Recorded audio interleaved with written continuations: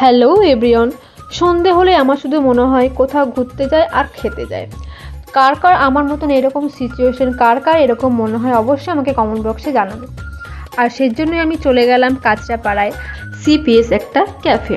আর এই ক্যাফটার নতুন ওপেনিং হয়েছে। নতুন বলতে এমন না যে আজকে ওপেনিং হয়েছে, এটা প্রায় পুজোর সময় এটা ওপেনিং হয়েছে। আমাদের একবারও আসা হয়নি এখানে, তো ভাবলাম চলো যাওয়া যাক। তারপরে প্রথমে আমি গিয়ে নিয়ে নিলাম ফ্রেঞ্চ ফ্রাই আর তার সঙ্গে বেবিকর্ন। যদিও বেবিকর্নটা আমার খুব একটা টেস্ট ভালো লাগেনি, মোটামুটি ছিল। আর তারপরে নিয়ে নিয়েছিলাম চিকেনের একটা আইটেম, যেটা ছিল চিকেন নাগেটস। এটা আমার সব থেকে ভালোই লেগেছে খেতে, খুব সুন্দর ছিল এটা। আর বাকিগুলো আমার ভালো লাগেনি অতটা খেতে। তো কারা কারা আমার মতো খাদ্য রসিক এবং খেতে ভালোবাসো আমাকে অবশ্যই কমেন্ট বক্সে জানাবে। আর সবার শেষে নিয়ে নিয়েছিলাম একটা কফি। এই কফিটা বেশ ভালো ছিল খেতে।